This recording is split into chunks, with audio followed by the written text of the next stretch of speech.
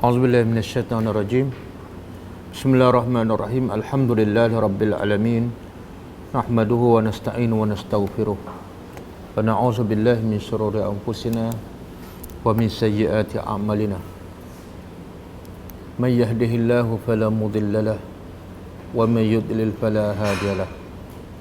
Asyhadu an la ilaha illallah wahdahu la syarika lahu wa asyhadu anna Muhammadan abduhu wa rasuluh. Subhanaka la ilma lana illa ma 'allamtana innaka antal alimul hakim. Allahumma 'allimna ma yanfa'una wanfa'na bima 'allamtana wa zidna ilma. Allahumma ati anfusana taqwaha wa zakkiha anta khairu man zakkaha anta waliyuha wa maulaha. Rabbi yassir wa la tu'assir, Rabbi tammi bil khair, amma ba'du.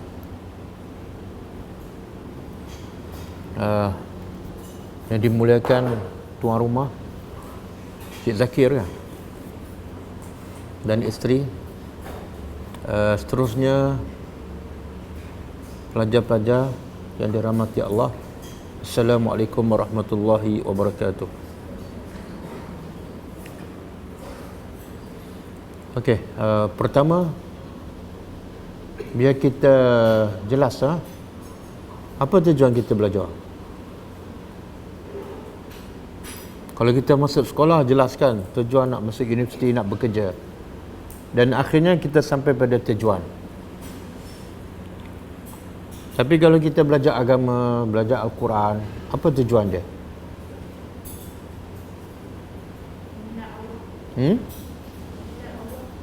Mengenal Allah.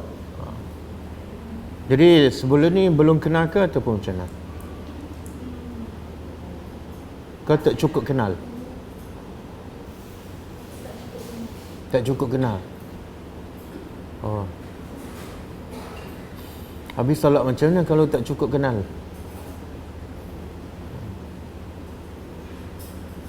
Biar jelas Sebab kita tahu tak, sekarang masalah masyarakat kita nak banding dengan dulu lah. Dulu dengan sekarang, masalah tu semakin kronik ke semakin okey? Semakin teruk ke semakin okey? Secara umum lah. Apa dia? Ada bukti tak?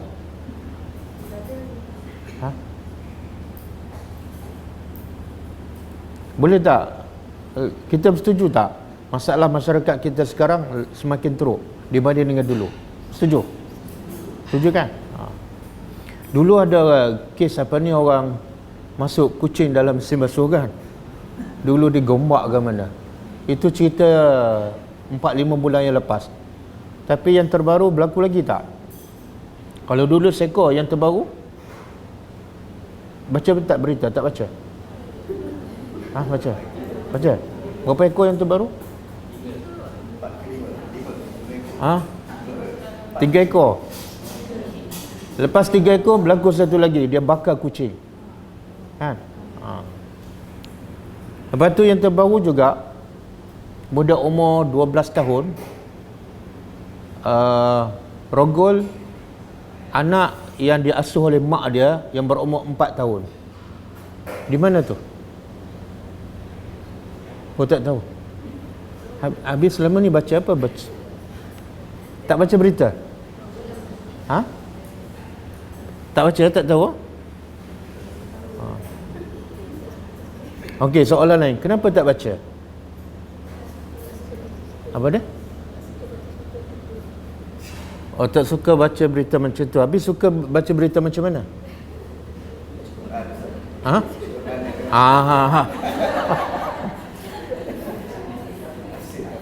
Kalau dia baca Quran tapi tak baca berita tu, sah dia tak baca Quran. Sebab Quran suruh kita ambil tahu. Quran suruh kita ambil tahu dan Quran suruh kita selesaikan masalah orang. Bila kita asyik baca Quran tapi tak tahu masalah, kita macam tak baca. Sebab tu masalah besar yang Allah sebut dalam Quran, masalah siapa?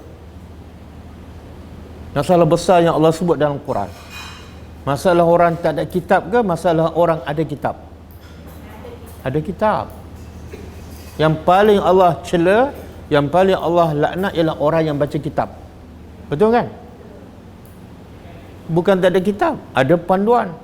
Bahkan sebahagian mereka faham, tapi mereka lah yang paling dikutuk, dicela oleh Allah. Boleh kan? Kenapa? Tahu tak kenapa? Tak tahu. Kata baca Quran.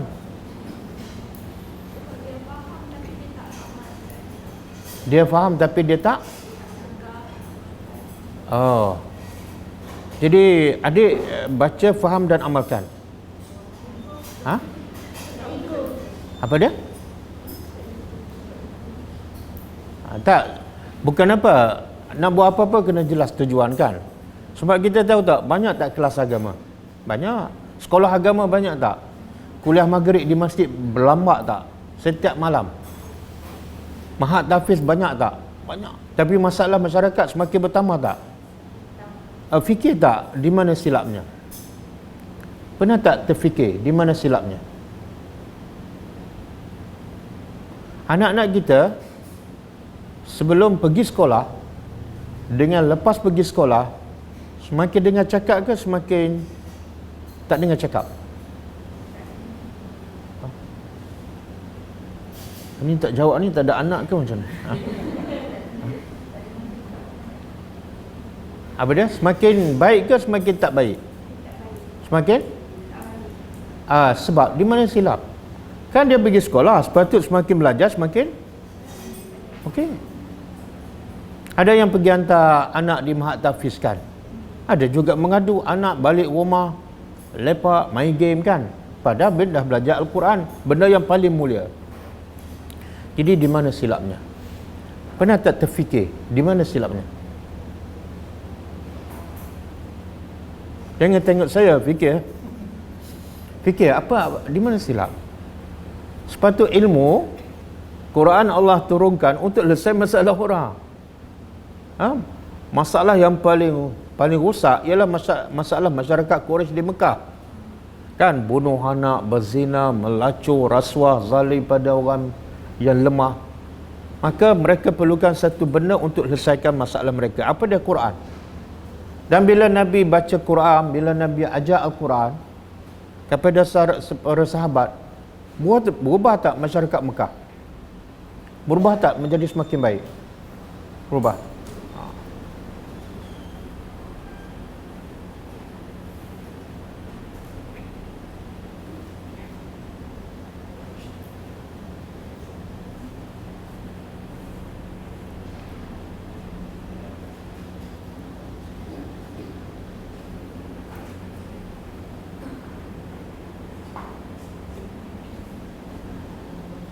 Ada tempat dah.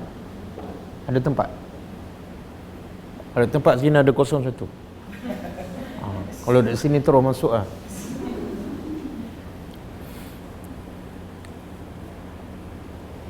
Jadi saya pun bila orang minta buat kelas kan, saya pun serba salah. Sebab kelas dah banyak kan. Kelas dah banyak tapi masalah tak selesai kan. Jadi di mana saya terfikir, di mana silapnya? Di mana silapnya? Nabi bila start mengajar Al-Quran, daripada Nabi seorang, hampir semua orang Mekah ni adalah kufur kepada Allah, syirik pada Allah, sembah berhala, bunuh anak kan. Daripada Nabi seorang selesai masalah satu persatu. Habis semua, patung 360 habis. Syirik, kufur, kezaliman, rasuah, bunuh anak semua terhenti. Bergaduh, berperang, pentingkan diri, semua settle. Hanya Nabi ambil masa 23 tahun. Tapi masyarakat kita dah lama tak belajar Al-Quran. Berapa tahun?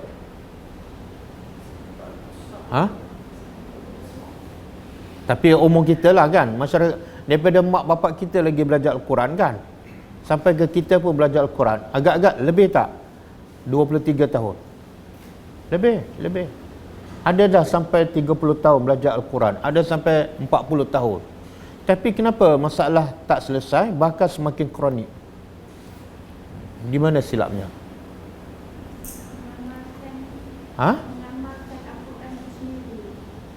Tak beramal dengan? Okey. Kenapa tak beramalkan?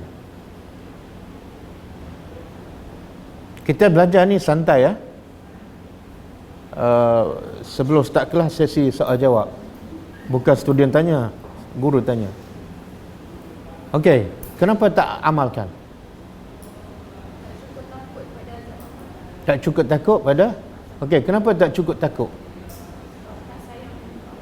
Sebab tak sayang? Kenapa tak sayang Allah? Tak cukup? Tak cukup? Kenapa tak cukup kenal? Dah habis sekolah rendah, sekolah menengah, universiti, dah belajar Quran. Sahabat ambil masa berapa lama? Ada sahabat, hari itu dia beriman, hari itu Nabi kata wajib berjihad, hari itu dia pergi berjihad, dia mati syahid. Makna bila dia pergi berjihad, dia kenal tak Allah? Ya? Ha? Dia kenal lah. Kalau tak kenal, mana boleh dia korbankan nyawa dia untuk agama Allah? Betul tak? Bila pergi berjihad, maksudnya apa?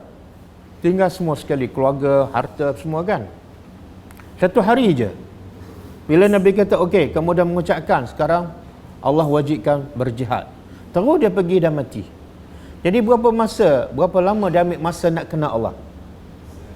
Satu hari je. Satu hari je. Bila dia kenal Allah, hidupnya semua untuk Allah. Tapi kenapa masyarakat kita dah belajar lama, bertahun-tahun, macam-macam dah belajar. Tak minta? Tak minta betul-betul. Dia tak minta apa tu? Tak. Kenapa tak dapat? Kan dia belajar daripada Quran. Quran tu adalah sumber hidayat. Sombong?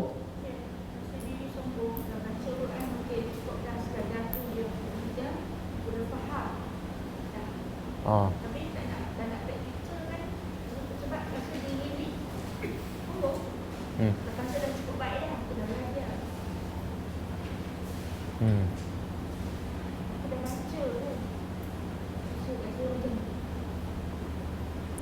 Jadi kesimpulannya apa punca? Sebab saya tak naklah kita perbanyakkan kelas, tapi masalah tak selesai kan. Orang sakit semakin ramai. Orang sakit semakin ramai.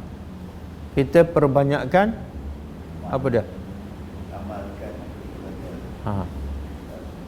Jadi biar jelas kita belajar sebenar untuk apa? Untuk mendapat. Oh, ni tajuk kelas hari ni kan? Okey. Sebenarnya matlamat hidup kita tu, bila matlamat salah, kita pun terpesong. Kita belajar bukan nak rahmat Allah. Betul tak? Saya nak tanyalah yang dah belajar agama, belajar Quran selama ni. Belajar sebenar nak rahmat Allah ke sekadar nak tahu maklumat ataupun nak tambah ilmu? Tak cakap betul. Kalau cakap tak betul, Allah tahu. Selama ni kita belajar nak rahmat Allah kan sekadar nak penuhkan masa kosong, ataupun sebab kebetulan ada kawan ajak, ataupun sekadar nak tahu makna dia, maksud Al-Quran. Nak tahu kan? Betul? Tak ada kan matlamat nak rahmat Allah, betul? Betul kan? Di situ kesilapan paling besar. Situ kesilapan paling besar. Tak ada ataupun boleh kata hampir semua belajar agama bukan nak rahmat Allah. Ada sekadar nak penuhkan masa kosong, ada sekadar nak dapat sijil, ada sekadar nak tambah maklumat kan. Akhirnya dia tak mengubah apa-apa. Sebab yang boleh mengubah manusia hanya rahmat Allah. Dan melayakkan kita masuk syurga pada rahmat, bukan ilmu.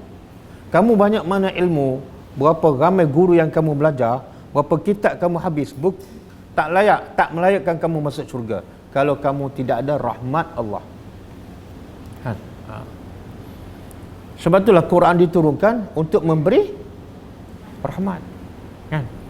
Quran diturunkan untuk bagi rahmat, bukan untuk ilmu. Ilmu hanyalah satu proses. Ilmu dalam Al-Quran adalah Tu rasa student kita kok.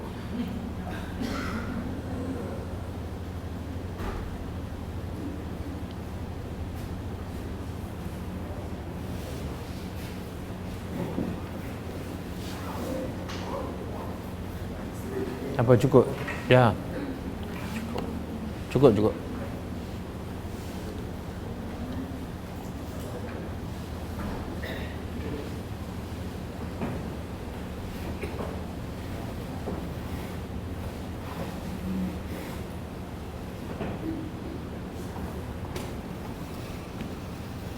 Okey.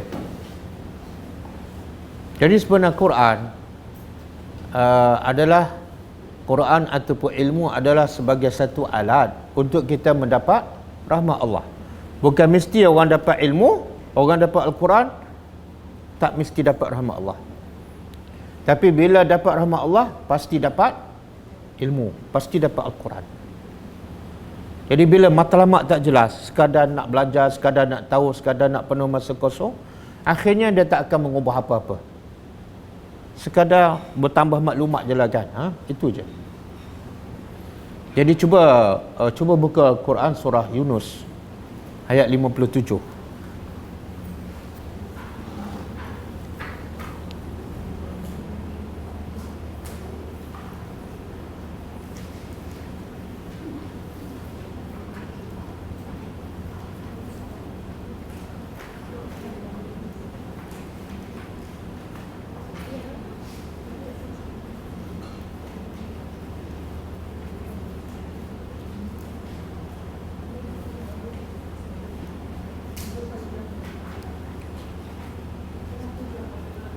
Surat 315 kan?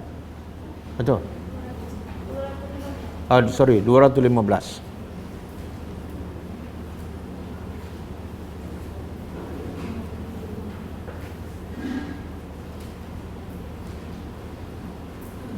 Okey, auzubillahi minasyaitonirrajim.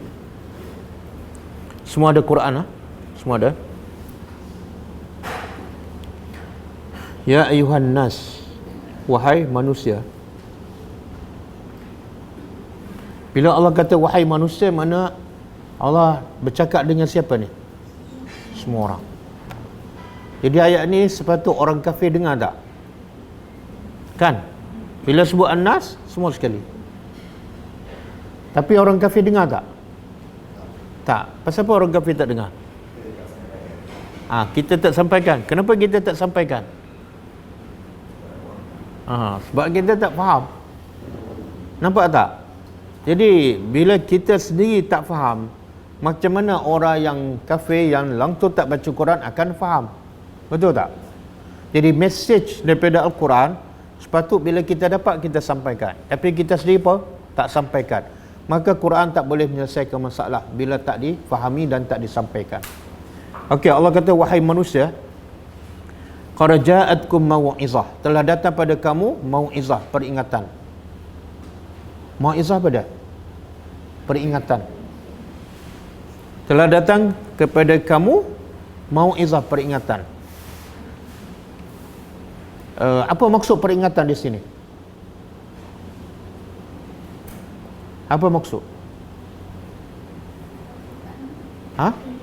Al-Quran. Tapi kenapa Allah tak guna Quran? Kita nak faham, kenapa Allah guna peringatan? Contohlah kita sebagai mak kan, kita nak bagi surat pada anak, kita kata nak, ini peringatan mak, kita tak kata surat. Bila kita guna perkataan peringatan, ada message. Kita nak bagi apa? Baca betul-betul, faham betul-betul dan ingat betul-betul. Tapi kalau kita kata ini surat, beza tak? Ini surat, satu lagi ini peringatan mak, beza tak? Sangat beza. Bila sebut peringatan, kena fahamlah. Macam mana kita dapat peringatan kalau kita tak faham? Contoh kita bagi surat pada anak kan, anak kita Melayu, kita pun Melayu, tapi kita bagi surat pada anak kita dalam bahasa Urdu. Ini peringatan.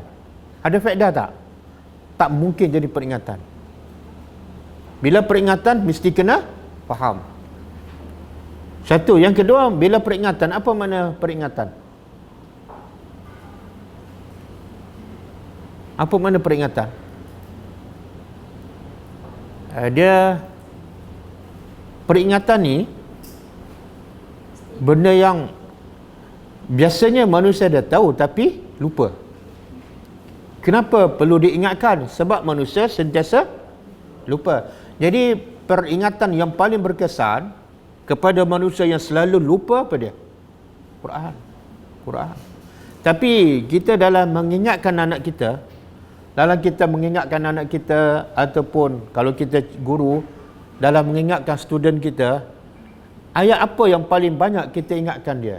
Ayat Quran ke ayat kita? Ayat kita kan? Jadi akhirnya berkesan tak? Tak berkesan.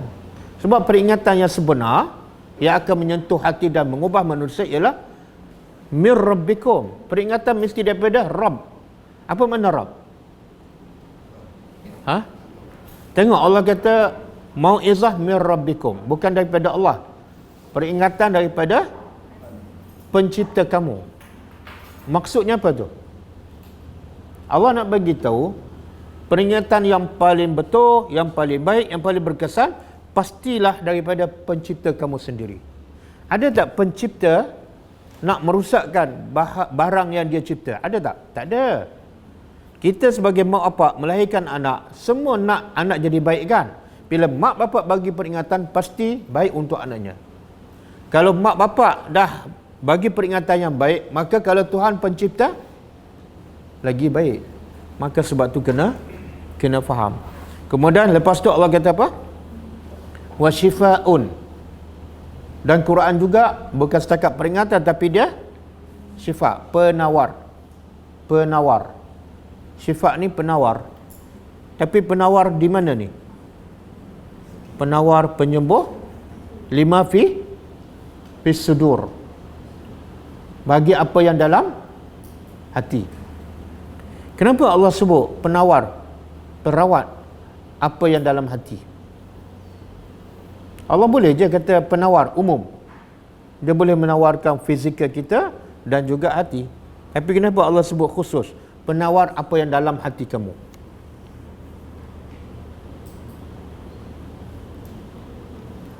Kenapa? Dia masalah besar manusia. Masalah fizikal ke masalah hati? Hati kan? Betul kan? Dia kalau badan sihat tapi hati sakit, bahagia tak? Tak bahagia. Kalau badan sakit, hati sihat, bahagia tak? Oh tak. Kalau badan sakit, hati sihat, bahagia tak?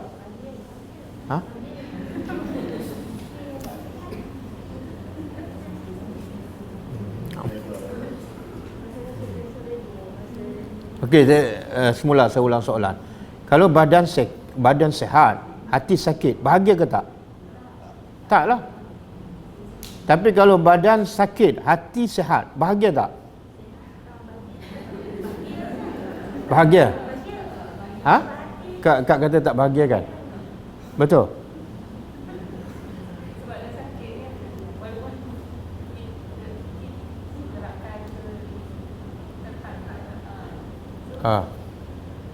Ada dalil tak? Ada dalil tak bila badan sakit, hati sihat tapi tak bahagia? Ada dalil tak? Tak ada. Abang ada dalil? Abang kalau badan sakit, hati sihat, bahagia tak? Apa dia? Ayat tu macam tak bahagia, reda je lah. Ayat tu tak bahagia tu. Kan Nabi sebut dalam satu hadis, ada dalam badan manusia ada seketul daging. Kalau seketul daging tu baik, yang lain semua jadi baik. Apa dia tu? Hati. Dan kalau dalam badan manusia seketul daging tu tak baik, yang lain semua jadi tak baik. Betul kan? Siapa cakap tu? Dan Nabi bercakap bukan daripada nafsu. Nabi cakap wahyu. Makna Nabi kata, kalau dalam seketul badan manusia ni sihat, yang lain semua okey. Betul kan? Nak tukar tak jawapan? Sebab tu saya tanya, Nabi Ayub sakit tak? Tapi siapa berani cakap Nabi Ayub tak bahagia? Mana cakap? Tak. Sebab tu Nabi Ayub dia tak minta sihat. Dia tak minta sihat. Sebab apa? Kita bila sakit minta sihat. Nabi Ayub bila sakit tak minta sihat. Jadi siapa lebih baik? Yalah, takkan kita kan? Kenapa? Kenapa?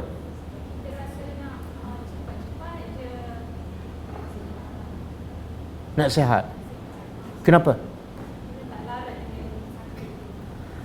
Tak larat nak tangguh sakit. Itu tanda hati sakit. Itulah tanda hati sakit. Nabi Ayub, dia fizikal dia sakit, tapi dia tak minta sihat. Sebab apa? Sebab hati dia sihat. Sebab dia yakin apa yang Allah bagi adalah terbaik untuk dia. Apa yang Allah takdirkan terbaik. Allah tak pernah zalim pada hamba dia. Kalau Allah bagi sakit, pasti itu terbaik. Nak sampai tahap tu, betul tak? Jadi beza dia beda. Kalau orang macam Nabi, dia sihat, dia sakit, dia tak minta sihat. Orang macam kita pula, bila sakit minta sihat. Apa yang membezakan?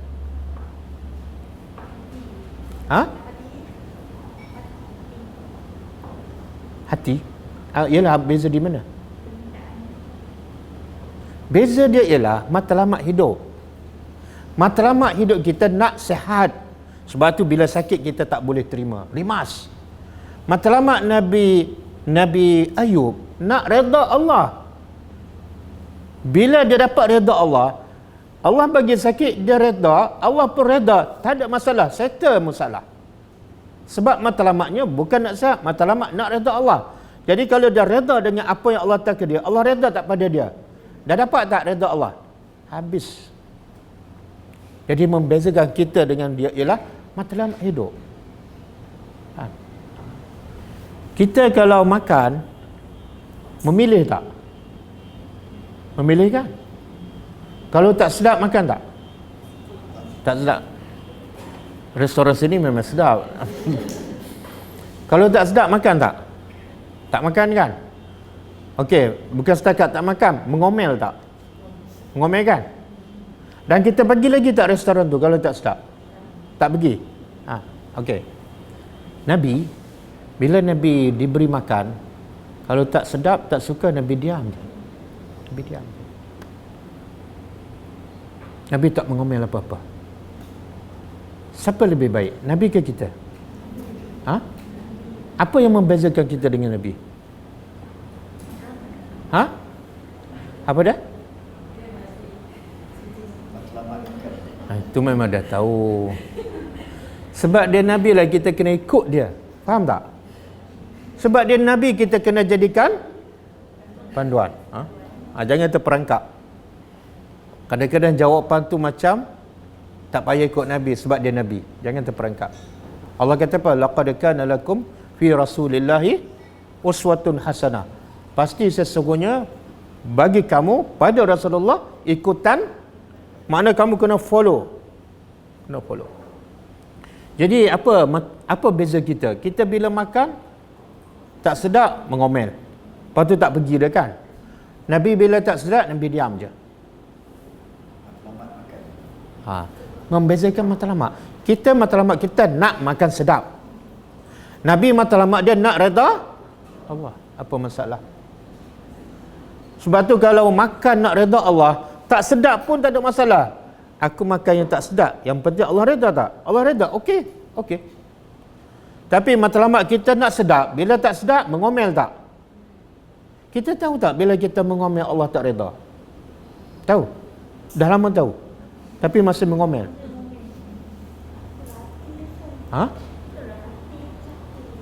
Itulah hati. Jadi salah siapa? Yang ni yang Quran nak ajar kita ni. Matlamat hidup biar jelas. Sebab itulah pernah dengar tak kisah daripada Al-Quran, kisah Bani Israel yang Allah turunkan apa makanan? Apa nama dia? Burger ke, roti canai ke. Ya Allah turun makanan istimewa kepada Bani Israel. Ha? Oh. Apa dah? Apa dia? Bukan. Tak, bukan. Tak, ikan hari Sabtu bukan makanan istimewa. Itu biasa. Ini makanan istimewa. Tak payah kerja, tak payah buat apa-apa. Allah bagi free. Bunga, bangun pagi, buka pintu ada kat depan. Saya tanya saya balik. Tengok, kita baca tak Quran? Baca tak? Berapa kali khatam? Kenapa tak tahu? Sekarang kantoi kan? Nampak Manna dan dua je jenis makanan, manna dan salwa. Tapi sebab kita asyik makan roti canai, burger, jadi tak ingat manna dan salwa. Walaupun kita baca selalu kan. Manna dan salwa. Allah turunkan makanan tu secara percuma dan istimewa. Apa dia maksud? Tak payah buat apa-apa, tak payah tanam, tak payah tunggu, tak payah habiskan kos apa-apa. Keluar, bangun pagi, Allah turunkan daripada langit. Tapi akhir tahu tak? Dia tak puas hati dengan makanan tu. Walaupun makanan istimewa dan sedap, tak payah bekerja. Tahu kan? Tahu? Tahu tak? Tahu. Okey. Bila dia tak puas hati, dia minta apa? Susahlah ustaz ni, banyak tanya je. Dia minta apa? Dia minta bawang. Bawang sayur. Daripada makanan istimewa, manna dan salwa, manisan, burung yang paling sedap dan Allah turunkan daripada langit tanpa bekerja. Tiba-tiba dia minta apa? Makanan bawang sayur, bawang putih. Sedap tak bawang putih? Tak, maksud kalau makan bawang putih saja sedap tak? Tak.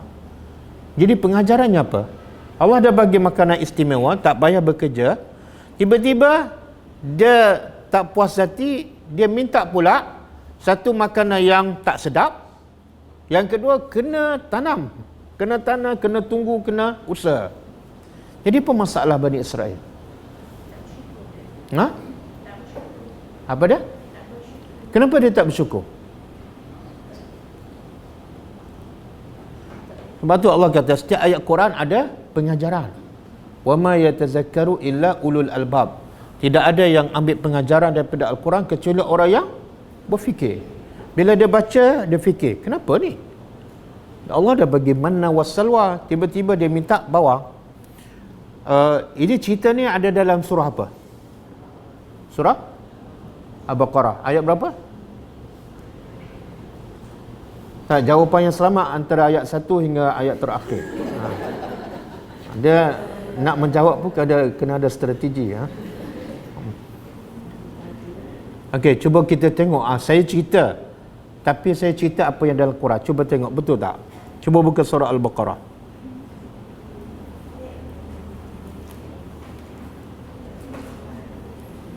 Ayat 61.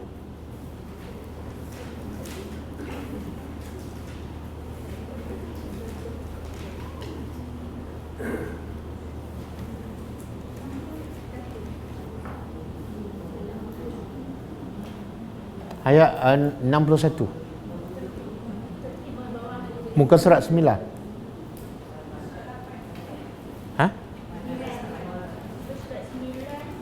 Tak, ini cerita yang dia minta bawang ni. Yang mana salwa ayat 8. Muka surat 8. Okey, cuba baca terjemahan ayat 61. Masing-masing baca terjemahan. Ayat 61.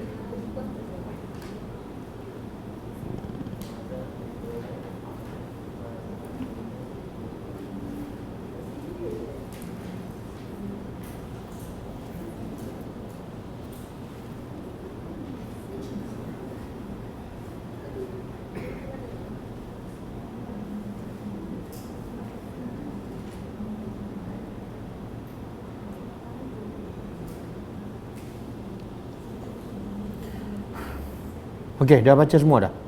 Boleh faham tak? Boleh faham? Jadi apa pengajarannya? Apa pengajaran daripada kisah ni?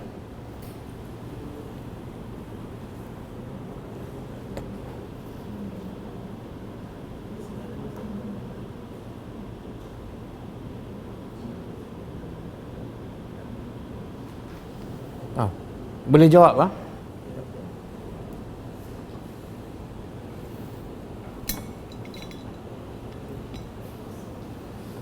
Lagi jawab, lagi lama nak jawab, lagi sempat saya makan kari pak ni.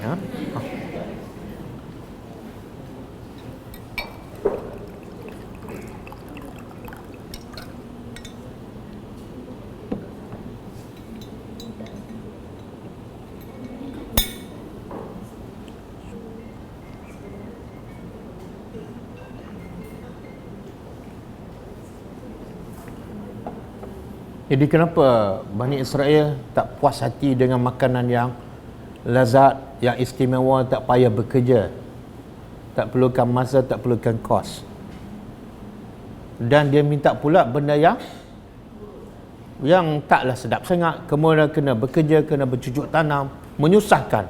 Daripada yang senang dia minta yang susah. Apa masalah manusia? Sebenarnya bila Allah cerita ni, Allah nak beritahu masalah ni akan berulang-berulang, akan berlaku pada semua orang, termasuk umat Nabi Muhammad. Ada jawapan? Pasal apa?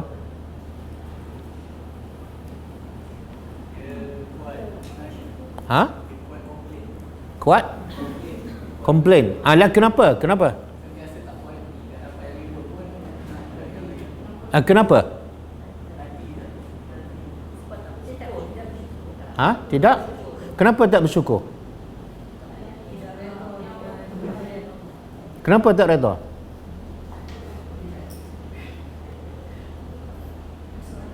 Sebab matlamat hidup dia nak makan. Bila matlamat dia nak makan, dia sentiasa tak puas walaupun makanan sedap. Tapi kalau matlamat dia nak redha Allah, aku makan ni nak redha Allah, aku makan nak beribadat, apa saja yang mengenyangkan, okeylah, sebab aku nak redha Allah, bukan nak sedap. Bukan tak boleh cari yang sedap. Tapi kalau matlamat kita nak redha Allah, makan untuk beribadat, kita akan sentiasa jadi orang yang bersyukur. Dan mulut kita ni tak akan komplain. Sebab apa? Matlamat aku bukan nak sedap. Boleh faham tak? Dan sebab itulah Nabi, bila dalam peperangan, ada satu peperangan, Nabi dalam kelaparan. Sampai terpaksa ikat perut dengan batu. Kan? Soalan dia, kenapa Allah tak turun manna dan salwa pada Nabi? Saya nak tanya, Nabi dan sahabat dengan Bani Israel, mana lebih mulia? Nabi dan sahabat. Kenapa Allah turunkan makanan istimewa kepada Bani Israel yang Allah cela, yang Allah kutuk, tapi Allah tak turun makanan istimewa kepada Nabi dan sahabat yang jauh lebih mulia dan sedang berperang nak tegakkan agama Allah? Faham soalan? Kenapa? Sepatut logiknya, siapa yang paling patut dapat manna dan salwa? Nabi. Kenapa?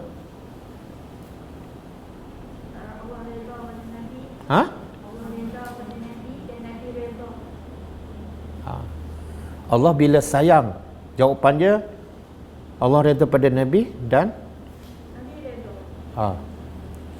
Okey, Allah bila sayang pada seseorang, Allah bagi apa?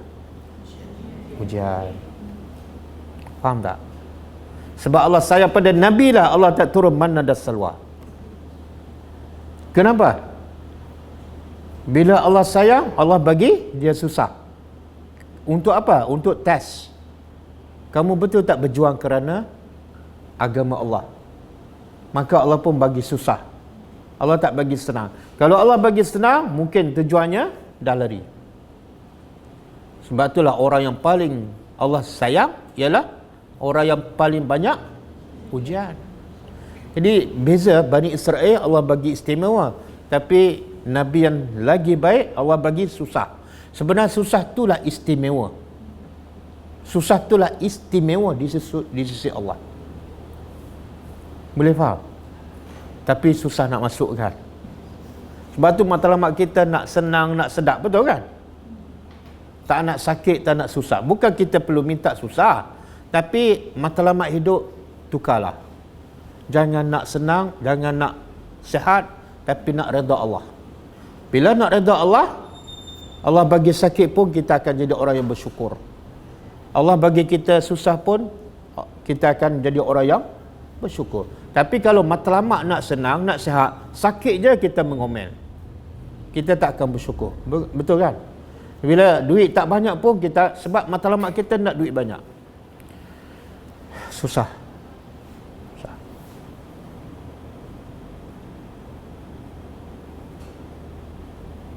Okey, boleh kan? Lepas tu Nabi bila balik rumah, kita kalau suami balik rumah lah, pernah tak suami kita tanya, ada makanan tak? Pernah tak suami tanya? Oh, pernah. Bukan makanan sentiasa ada. Okey, kalau suami tanya, contohlah suami tanya ada makanan tak? Kita jawab apa? Okey, agak-agak lah. Kalau kita jawab makanan tak ada bang, agak-agak suami kita buat apa? Dia marah ke? Oh, dah ajak kita keluar. Mana ini suami yang sayangkan isteri lah.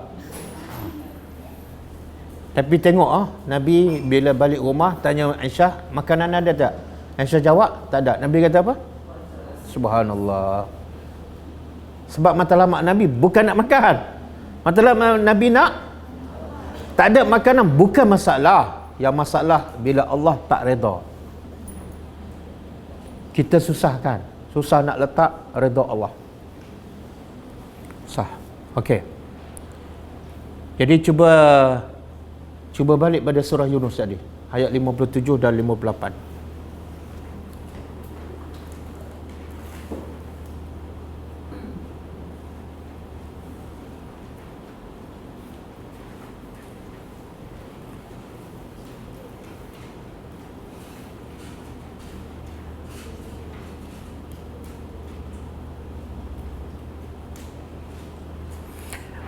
Allah kata apa? Sesungguhnya wahai manusia telah datang pada kamu satu peringatan, yang kedua Quran itu juga sebagai syifa kan, dan syifa pula di mana? Jadi Quran ni sebenar nak rawat apa?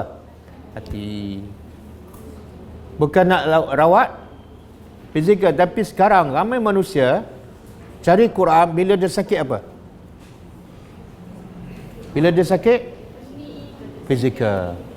Dia sakit hati, contohnya solat tak khusyuk kan, malah nak beribadat, malah nak berzikir, dia tak cari Quran. Tapi bila sakit lutut, dia baca ayat. Apa dia? Wa iza batashtum jabbari. Betul, dia tepuk. Sebenar itulah tanda hati dia ada penyakit. Sebab apa? Dia tak faham tujuan Quran diturunkan. Yang pertama, lima fis sudur. Allah nak rawat penyakit hati, cinta dunia kan, solat tak khusyuk, malah beribadat, sentiasa tamak dengan dunia. Itu penyakit hati yang Quran nak rawat. Betul. Tapi sekarang ramai tak? Sebab nak cari dunia dia tinggalkan Al-Quran. Betul kan? Ramai kan? Sibuk bekerja sampai tak sempat nak baca dan tadabbur Al-Quran. Bila sakit lutut baru dia cari. Buruk tak perangai? Buruk kan?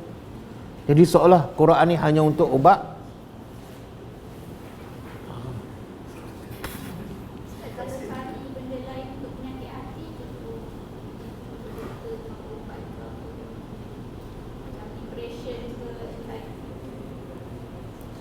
Salah lah. Salah. Sebab Allah kata yang merawat hati ialah Quran saja. Syifa'un lima fis sudur. Doktor tak boleh merawat hati manusia. Bahkan doktor tu pun mungkin ada penyakit kan. Kadang-kadang kita pergi jumpa doktor, buka aurat.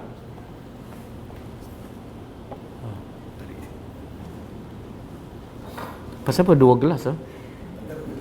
Karipat 2 gelas per 2. Okey.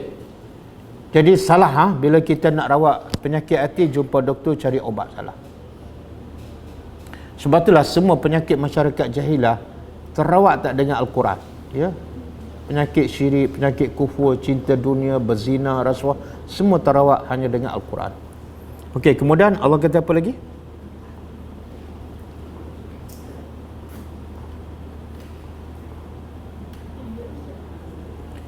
Cuba baca.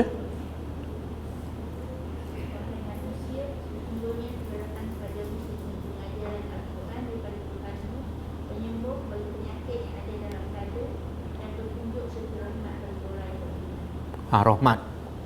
Yang ketiga, rahmat kan? Yang kita duk bincang tadi. Semua minta rahmat. Semua kita minta tak rahmat? Minta tak? Bila tu minta?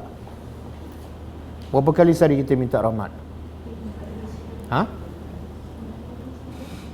Kuat sikit. 15? 5 kali? Sikit tu. Kat solat berapa waktu? 17 kali lah. Bila itu kita minta rahmat? Fatihah ada tak minta rahmat? Cuba baca ayat mana yang ada. Tak ada. Yang ada ihdinas siratal mustaqim kan? Minta rahmat tak ada. Ihdinas sirat tu minta jalan lurus, benar minta rahmat lah. Cuma soalan saya, yang betul-betul guna perkataan rahmat. Tak, yang kita minta Bismillahirrahmanirrahim bukan doa. Kita minta rahmat Allah. Ya wahai Tuhan, berilah rahmat padaku. Ada baca tak dalam solat?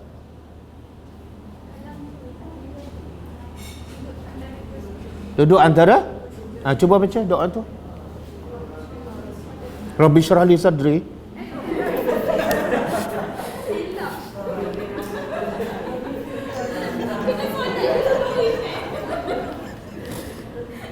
Ini tersilap ke? Bukan betul kan?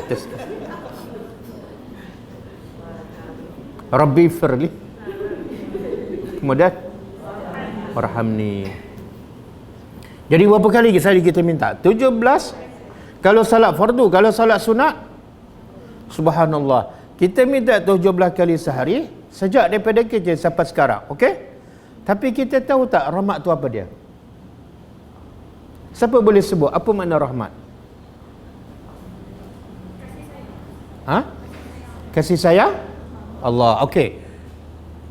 Kalau rahmat tu kasih sayang Allah, kita tahu tak macam mana cara nak dapat kasih sayang Allah?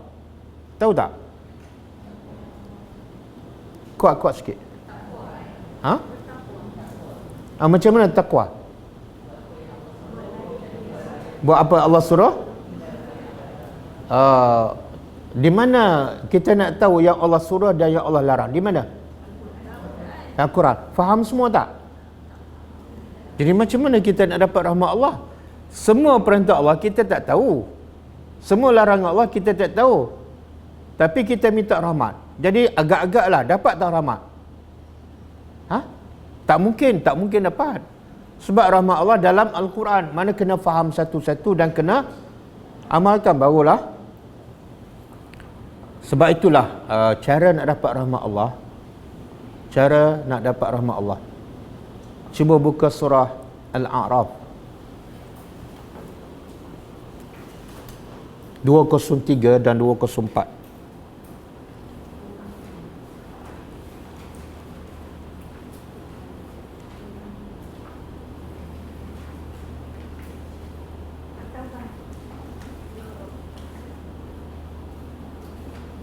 Ah, 204 surah Al-A'raf ayat 204.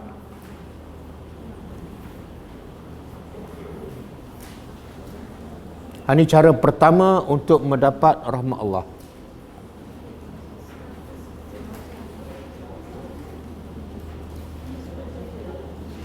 Surah Al-A'raf 204. Jumpa.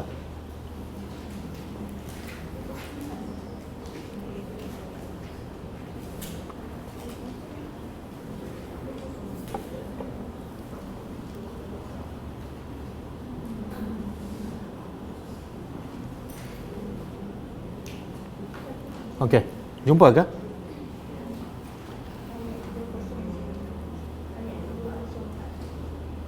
Adik jumpa adik. Ada Quran.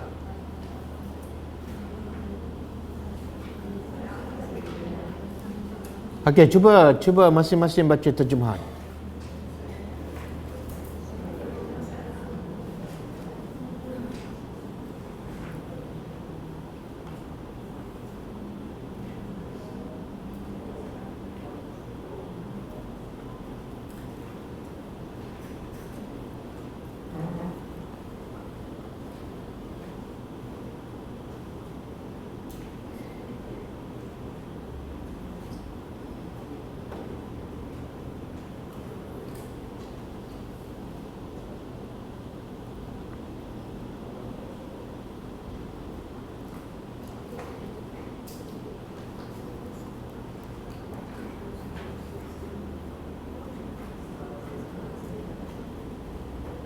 Okey.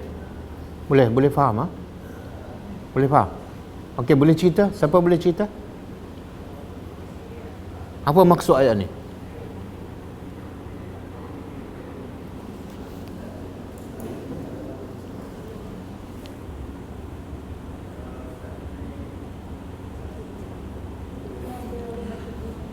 Ada tak dalam ayat ni Allah bagi tahu cara nak dapat rahmat Allah? Ada? Apa dia?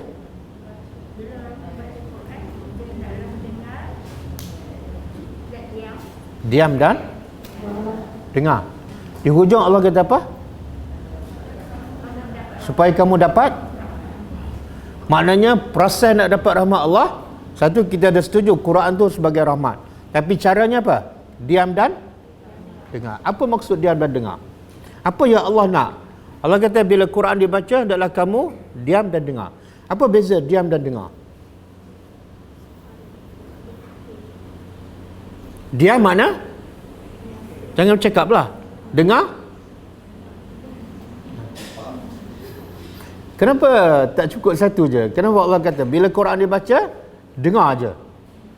Tak cukup. Allah kata dengar, ada satu lagi, diam. Kenapa kena dua tu? Satu diam, satu dengar.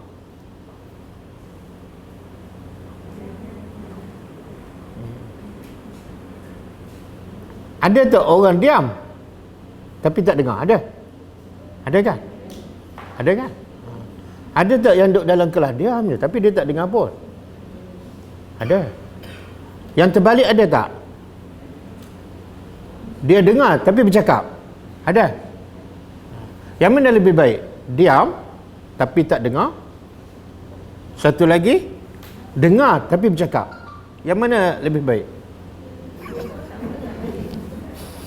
Subhanallah. Tengok apa yang Allah nak sebenarnya. Kalau Quran dibaca, kamu diam saja, tak ada faedah. Sebab apa? Diam tapi tak dengar, tak ada faedah. Ataupun kalau Quran dibaca, kamu dengar tapi mulut sambil mendengar, mulut bercakap, kan?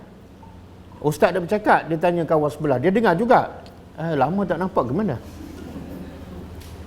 Akhir sekali kita faham tak? Tak. Jadi alat proses untuk faham Al-Quran kena ada dua. Satu, diam. Yang kedua, dengar. Kenapa kena dua ni? Supaya kita betul-betul fokus dan faham. Dan bila faham, kita akan buat. Faham maksud dia buat. Kalau tak buat, selagi tak buat, mana belum faham. Bila dah faham betul-betul, bila dah buat, baru dapat rahmat Allah. Nampak tak?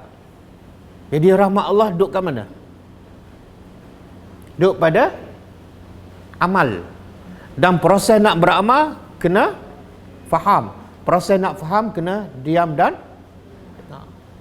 Diam dan dengar membawa kepada faham, faham membawa kepada amal, amal membawa kepada rahmat.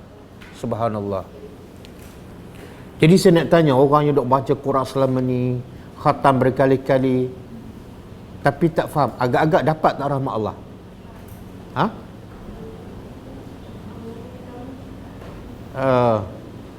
Agak-agak dapat tak rahmat Allah? Tak, dapat tak? Oh, dapat jugalah tapi separuh. Ada dalil tak dapat separuh tu? Kak, yang baca Quran tak faham, agak-agak dapat tak rahmat Allah? Oh, tak pula. Kenapa cepat berubah? Dapat tak? Tak dapat. Apa dia?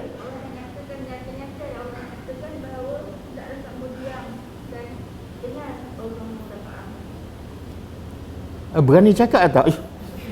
Yang baca Quran 30 kali khatam tak faham, tak dapat rahmat Allah. Berani cakap tak? Tak, fakta tu betul ke tak? Baca Quran tak faham, tak dapat rahmat Allah. Betul tak fakta tu? Betul? Lah kenapa? Kenapa tak yakin? Baru je baca Quran. Ha? Dapat tak sikit? Tak, mana kalau dia baca Quran, walaupun khatam berkali-kali tapi tak faham, dia tak mungkin dapat rahmat Allah. Betul tak fakta tu? Betul? Betul. Itu yang Allah nak bagi tahu. Bila kamu diam, kamu dengar, kamu faham, kamu amal supaya kamu dapat rahmat. Jadi ayat di hujung tu adalah sebab ataupun cara nak dapat rahmat Allah. Dengan cara ni je supaya kamu dapat rahmat Allah. Dia sama dengan ayat Allah kata, diwajibkan ke atas kamu berpuasa sebagaimana dia diwajib pada orang yang sebelum kamu. La'allakum tattaqun. Makna apa?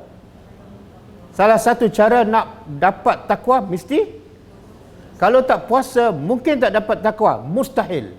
Sama. Kalau kamu tak faham Quran, mustahil dapat rahmat Allah. Mustahil.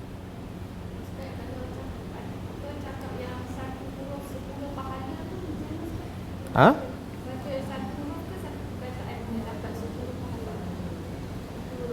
Baca satu huruf 10. Dah, itu sebenar hadis sahih. Ini antara sebab orang kita fokus pada baca sebab hadis itulah. Sebab hadis tu. Tapi dia tak baca hadis lain. Islam ni dia tak akan lengkap dengan satu hadis je. Kita pernah dengar tak satu hadis sahih? Satu malam tu Nabi duduk bersama Aisyah. Kemudian Nabi kata pada Aisyah, aku suka cinta duduk bersama kamu, tapi aku lebih cinta beribadat pada Allah. Faham? Jadi Aisyah pun jawab, aku pun suka duduk bersama engkau wahai Rasulullah, tapi aku lebih suka apa yang engkau suka. Faham? Maknanya suami isteri itu saling suka menyukai antara satu sama lain, tapi yang nombor satu mereka cinta pada Allah. Okey. Kemudian Nabi pun, kata Aisyah, Nabi pun ambil wuduk. Kemudian Nabi solat dan Nabi menangis. Kemudian menangis lagi sampai basah lantai. Sampailah azan subuh bila datang dan bila melaungkan azan. Maka bila melihat mata Nabi merah bekas menangis, bila bertanya Rasulullah, ya Rasulullah, kenapa kamu menangis? Kamu tak ada dosa. Yang sepatut menangis ni orang yang ada dosa ke orang yang tak ada dosa? Orang yang ada dosa kan? Tapi kita dengan Nabi mana lebih banyak menangis? Ha? Nabi banyak menangis. Tadi kata yang sepatut menangis orang banyak dosa. Jadi siapa yang tak betul? Kita lah tak betul kan? Kenapa Nabi tak ada dosa mudah menangis dan banyak menangis? Kita banyak dosa pula tak menangis pula, susah nak menangis. Kenapa? Sebab menangis ni dia datang daripada hati yang lembut, hati yang tak ada dosa, barulah sensitif, mudah menangis, tersentuh. Baca Quran sikit nak menangis sebab hati dia bersih. Tapi kita ni baca Quran 30 juzuk, bukan satu juzuk, tak mengalir sebab hati keras. Okey? Jadi lepas tu, lepas solat subuh, bila pun tanya, kenapa kamu menangis? Kamu tak ada dosa. Dengar Nabi cakap, wailun, semalam telah turun padaku ayat akhir surah Ali Imran, ayat 190 sampai 200. Kemudian dengar Nabi cakap, wailun, celakalah liman qara'aha, celakalah siapa yang membaca, walam yatafakkar, tapi tak berfikir tentang maksud ayat tu. Nabi kata apa? Wailun. Apa makna wailun? Celaka. Biasa kita dengar ayat apa? Wailun likulli humazati. Untuk siapa tu wailun? Pengumpat dan Tapi yang tadi, wailun kepada siapa? Yang baca Quran ke yang tak baca? Yang baca tapi tak? Jadi gabungkan. Satu huruf 10 pahala. Tapi yang mana ni? Yang faham. Yang faham.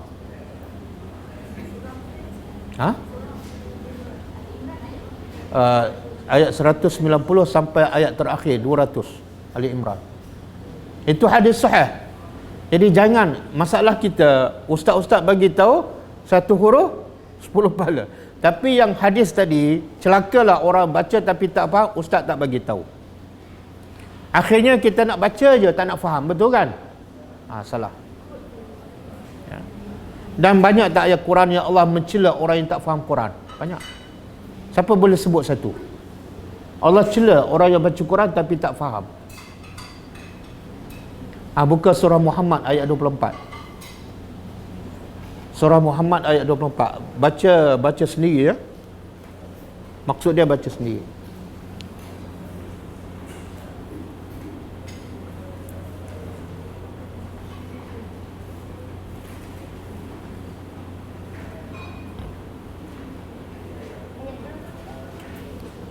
Ayat 24.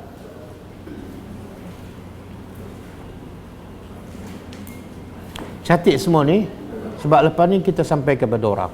Kesian orang lain baca Quran tapi tak faham. Surah Muhammad ayat 24.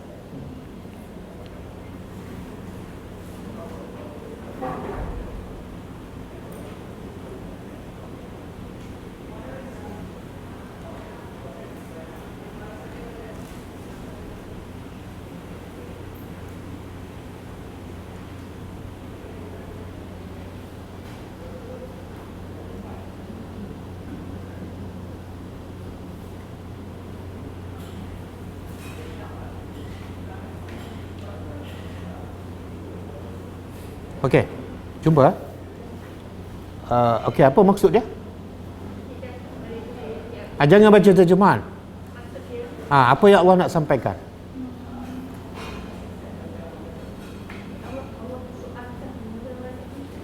Allah persoalkan siapa? Tapi sebenarnya kalau kita baca tafsir ayat ni ada bentuk soalan, afala, apakah? Soalan afala tu sebenarnya Allah nak mencela. Siapa ni? Orang yang la yatadabbaru, tidak mentadabbur Al-Quran. Tadabbur ni makna baca, faham dan amal. Tadabbur senang, baca, faham dan amal. Jadi Allah mencela, kenapa mereka tidak menghayati ajaran-ajaran Al-Quran? Ataupun hati mereka maksud juga Allah nak bagi tahu manusia dengan Quran ada dua jenis saja. Manusia dengan Quran ada dua jenis saja. Satu, dia baca, dia faham, dia amal. Yang kedua, dia tak tadabbur. Mungkin dia baca tapi tak tadabbur. Ataupun mungkin dia faham tapi dia tak amal. Maka dia termasuk orang yang hatinya terkunci. Ada golongan ketiga? Tak ada.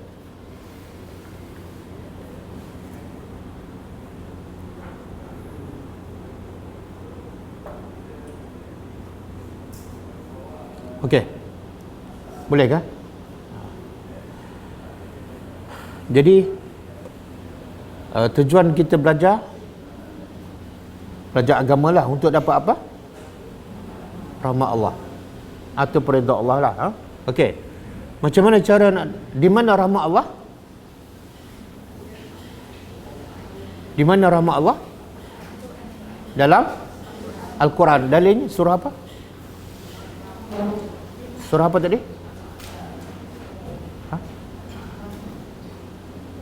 Tak. Dalil bahawa Quran tu adalah rahmat. Quran tu adalah syifa. Quran tu adalah surah Yunus ayat 57. Okey. Jadi kita belajar untuk dapat rahmat Allah. Rahmat tu ada dalam Al-Quran. Dalilnya surah Yunus. Okey. Macam mana cara nak dapat rahmat Allah dalam Al-Quran? Macam mana cara dia? Diam dan dengar. Allah tak sebut baca kan? Diam dan dengar. Maksudnya apa? Kena faham dan kena amalkan. Barulah la'allakum Tatakun ayat puasa. La'allakum turhamun. Supaya dengan kamu diam dan dengar tu, kamu dapat rahmat Allah. Surah apa? Al-A'raf ayat 204. Okey. Ada tak dalil Allah mencela orang yang tak faham Al-Quran? Ada. Surah apa? Muhammad ayat 24. Satu lagi, Allah bagi itu jelas, tujuan Al-Quran diturunkan supaya kita faham dan amalkan. Buka surah Sad. Surah Sad ayat 29.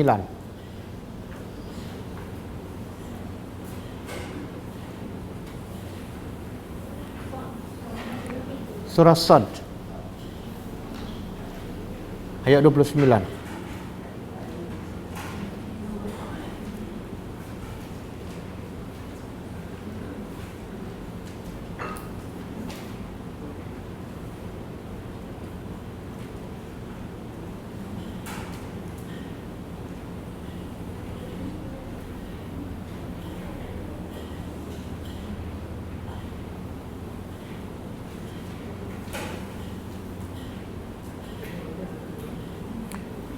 Okey, Allah kata apa?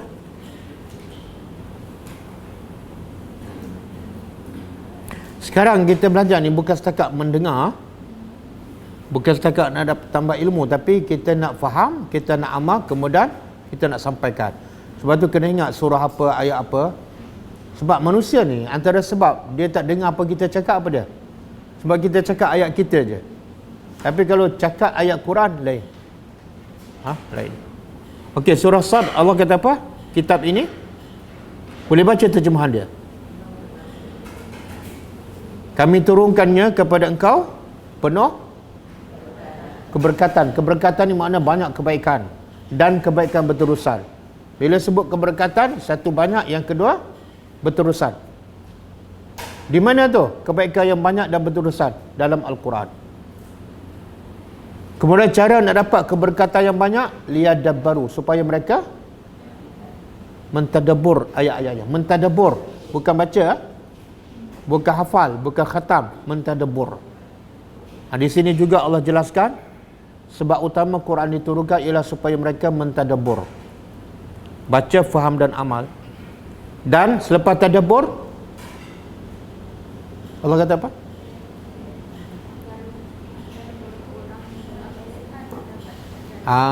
Mana proses tu?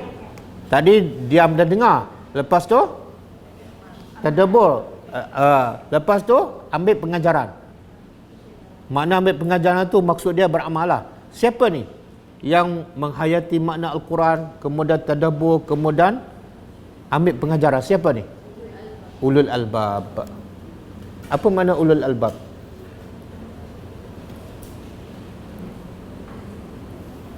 Ulul albab siapa? Albab mana akal. Dalam bahasa Arab, lubun. Lubun mana akal. Kalau satu, lubun. Kalau banyak, albab. Jadi kalau ulu, makna mempunyai. Al-albab, akal. Jadi Allah nak begitu. Yang baca Quran, kemudian tengok maksud, kemudian ambil pengajaran, hanya orang yang berakal. Maknanya kalau dia baca Quran, dia tak faham, dia tak ambil pengajaran, dia bukan ulul albab. Boleh faham? Itulah maksud tadabbur.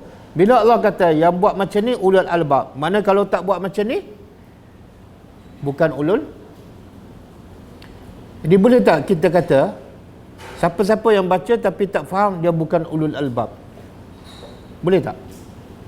Setuju tak? Setuju ke tak? Tak, saya tanya, bukan saya nak kata, saya tanya. Boleh tak kita, boleh? Ada dalil? Surah apa? Surah Sad ayat 20. Sebab itulah sahabat ni, bila dia baca Quran, dia rasa betul-betul dia sedang berinteraksi dengan Allah.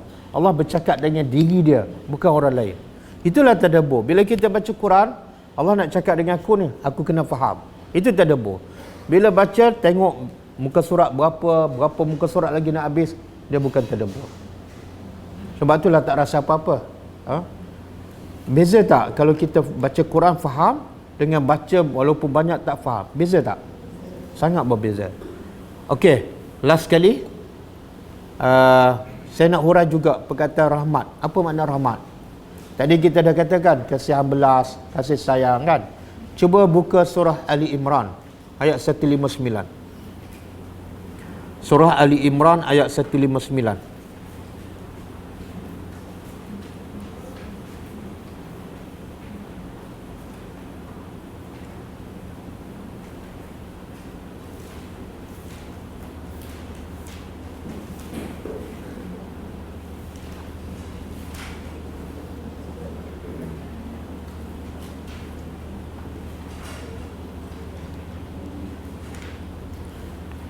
Muka surat 76 ke? Oh, 71.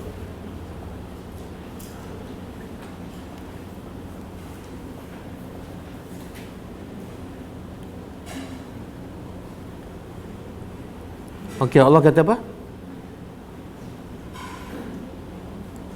Maka dengan rahmat Allah. Tajuk kita rahmat Allah kan? Ayat ni menjelaskan lagi apa makna rahmat. Allah kata apa? Maka dengan rahmat daripada Allah, linta lahu. Apa makna linta? Engkau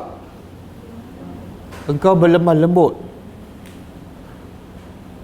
dengan mereka, iaitu dengan orang Arab Mekah, dengan sahabat. Kemudian Allah kata apa? Walau kunta fazzan, jikalau engkau adalah fazzan. Apa makna fazzan? Dia ada dua. Satu fazzan, yang kedua ghaliz. Saya tak tahu dia terjemah apa tu. Kalau fazzan dia terjemah apa? Kasar. Ghaliz, apa beza? Apa beza? Kasar tu fizikal, keras hati. Mana Allah kata apa? Kalau engkau ni Muhammad ni orang yang terbaik, Rasulullah yang terbaik, kekasih Allah. Pun Allah bagi tahu, walaupun kamu orang terbaik, tapi kalau kamu kasar makna perbuatan tanpa cubit kan. Yang kedua, lidah. Kasar dari segi bahasa, bodoh, bangang. Kemudian ghalizal qalbi, hati keras.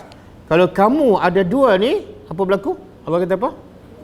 Semua orang, subhanallah. Jadi punca orang lari daripada kita apa dia? Sama ada kita, mulut kita kasar, tindakan kita kasar, ataupun hati kita keras. Jadi bila orang lari daripada kita, jangan terus judge orang tu. Kamu ni degil, kamu keras. Tak. Tengok dulu sebab apa. Sebab sahabat Nabi pun, kalau ada dua ni ataupun salah satu, sahabat akan lari. Jadi sahabat dekat dengan Nabi apa sebab? Apa dia tu? Bahasa lembut, tindakan lembut, hati pun lembut. Apa dia panggil tu? Akhlak. Sebab Nabi akhlak mulia, semua sahabat suka pada Nabi. Musuh pun suka. Dan akhlak mulia tu datang daripada apa?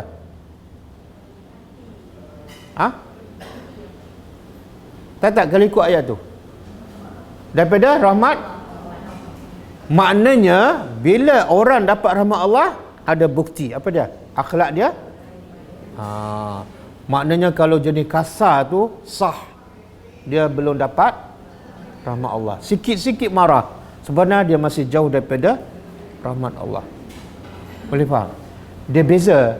Kalau hati keras, ada orang hati keras tapi mulut lembut je cakap. Ada tak? Ada kan? Cakap lembut je, sayang, tapi hati keras, tak bagi belanja. Ada macam tu. Dan ada yang terbalik. Mulut kasar, tapi hati, mulut ni jahat, bodoh, bangang, tangan tampar orang, tapi bila tengok orang miskin, menangis. Hati dia lembut. Faham tak? Dia dua tu. Kadang-kadang orang ada satu je. Tapi Nabi apa punca? Ramai orang datang dekat pada Nabi, ramai orang memeluk Islam. Sebab Nabi banyak cakap ke sebab akhlak? Ya Allah, akhlak. Dan akhlak tu hasil daripada apa? Rahmat Allah. Dan rahmat Allah tu caranya macam mana? Rahmat Allah di mana? Al-Quran. Caranya? Subhanallah. Sebab itulah bila Aisyah ditanya, macam mana akhlak Nabi? Aisyah jawab apa? Ya Allah. Jadi sekarang masalah besar masyarakat kita apa dia? Masalah besar pelajar-pelajar sekolah apa dia? Masalah besar anak-anak kita apa dia? Akhlak kan? Puncanya apa?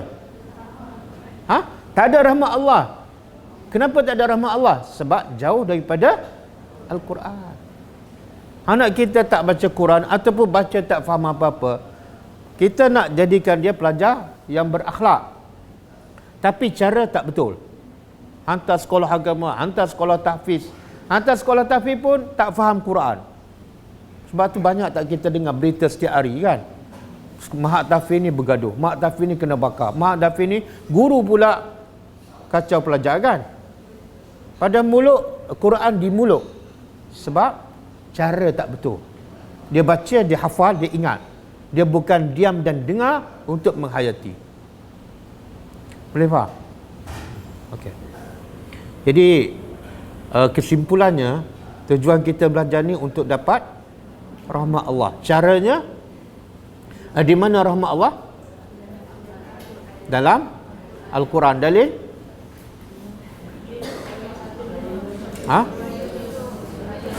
Jangan sebelum keluar dah lupa. Kalau sebelum keluar dah lupa, di luar, balik rumah, minggu depan lagi.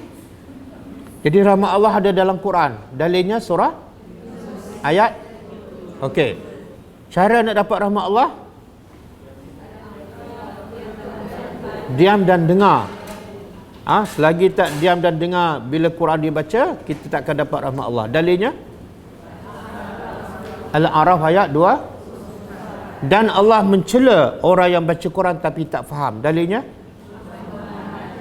ayat 24. Dan Allah beritahu secara jelas, tujuan Quran diturunkan untuk dihayati dan diambil pengajaran. Yang ambil pengajaran hanya orang yang berakal sahaja. Siapa?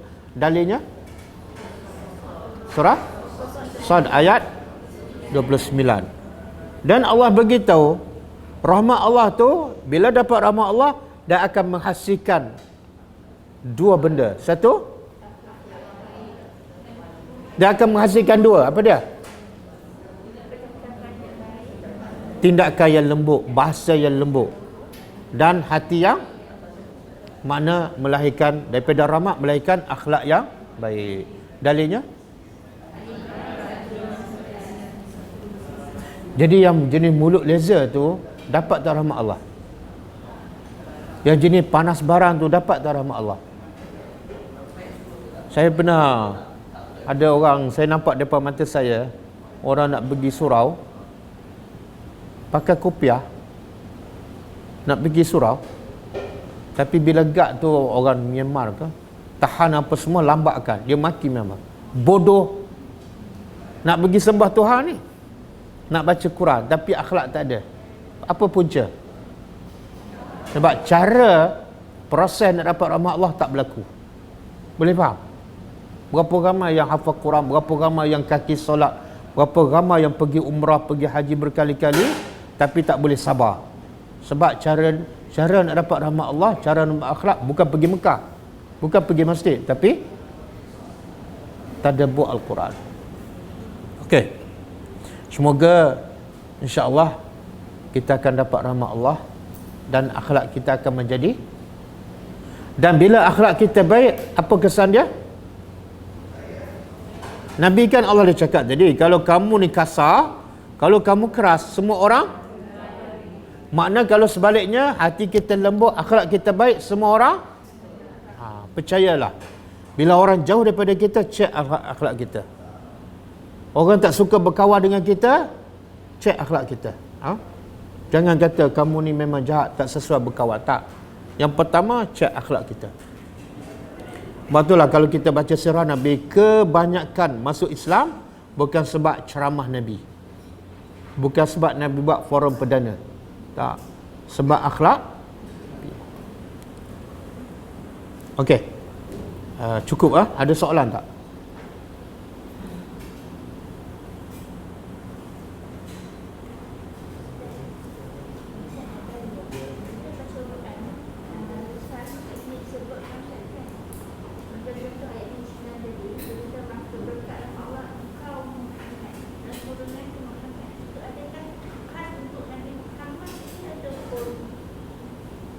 Tak. Bila sebut engkau tu, dia ada tiga. Satu khas untuk Nabi. Macam alam nashrah laka, itu khas untuk Nabi. Jangan perasan lah. Bukankah kami dah lapangkan dada engkau, itu khas untuk Nabi. Ada ayat Allah kata engkau, tapi untuk Nabi dah semua.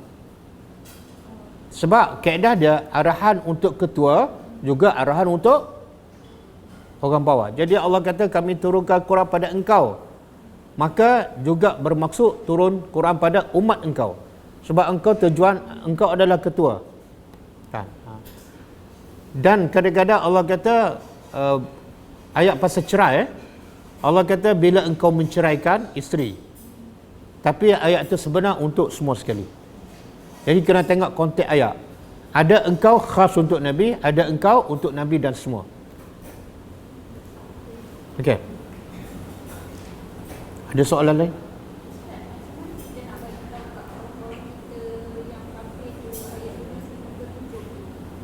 Ayat berapa? Ha?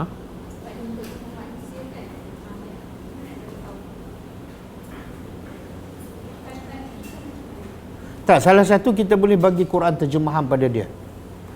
Ataupun kita cerita apa yang Allah cakap dari segi maksud dia.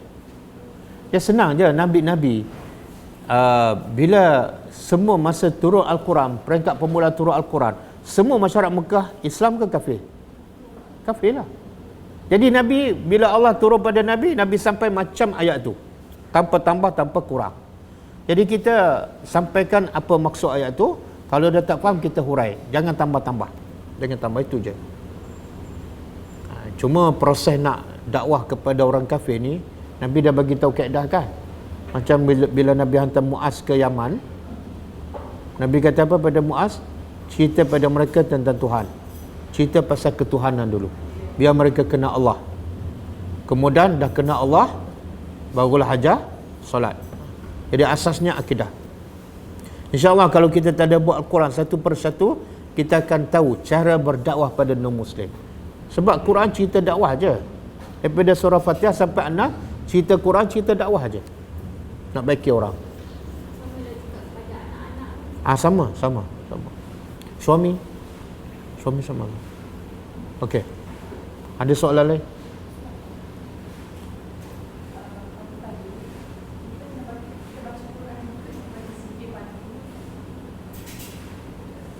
Tak, dia zikir pagi ada masa dia. Adapun Quran bebas. Jadi masa zikir pagi kita baca zikir lah. Jangan masa zikir pagi kita baca Quran. Quran boleh baca bila-bila tak? Ya. Dan waktu terbaik baca Quran malam. Allah puji orang yang bangun malam dan baca Quran. Kenapa? Sebab malam lebih tenang. Kalau kita nak faham maksud lah. Kalau nak khatam, jangan baca malam, tak habis-habis. Ya. Allah turun, ya ayyuhal muzammil, wahai orang berselimut, qumil laila illa qalila nisfahu au minhu qalila warattilil qur'ana, tertilah Quran di waktu malam. Kenapa? Sebab malam tak sibuk, fikiran kita pun tak terganggu dengan urusan dunia, kita pun boleh fokus. Jadi baca Quran waktu terbaik malam. Jangan kacau waktu zikir pagi petang. Okey, cukup lah. Kita tutup dengan membaca tasbih kafarah.